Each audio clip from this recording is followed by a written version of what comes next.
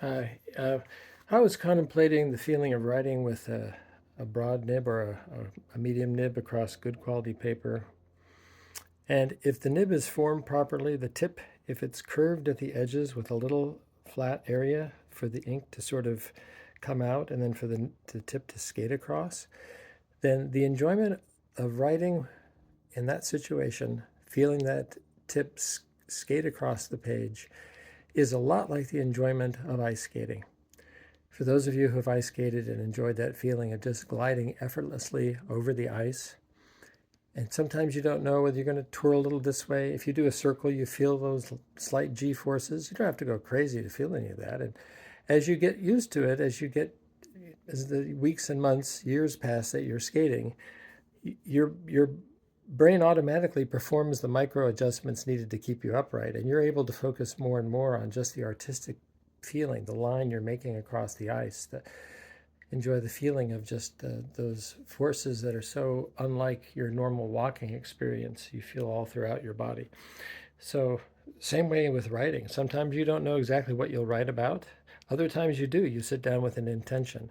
I notice my handwriting looks differently according to that situation. If I'm really trying to express a thought and capture the whole thing on paper, I write quickly and my penmanship suffers. It's legible.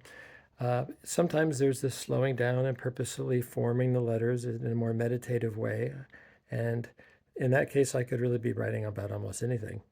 In fact, the less intent I am on expressing a thought, and the more able I am to focus on just the sort of the zen of forming the letters.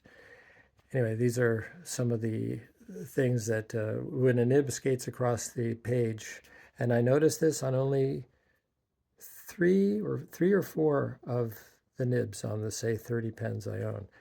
Two of them are expensive pens. I say expensive. They're over $200 or around $200. The Lamy 2000 and the Pilot Custom 823. And those both, the 823 I have in a broad nib, and it's got that bevel on all sides and a nice flat area in the middle, so it just skates nicely in any direction. I don't even feel the paper practically with that pen. The harder I press, it just still just glides right over. It's just a glorious experience. Almost the same with the Lamy, that Golden Gate, the 14 karat gold nib I got, and I actually put it on a Lamy Safari. So the pen body doesn't matter. It all comes down to the tip and the way gold is able to absorb some of the vibration because it's a softer metal.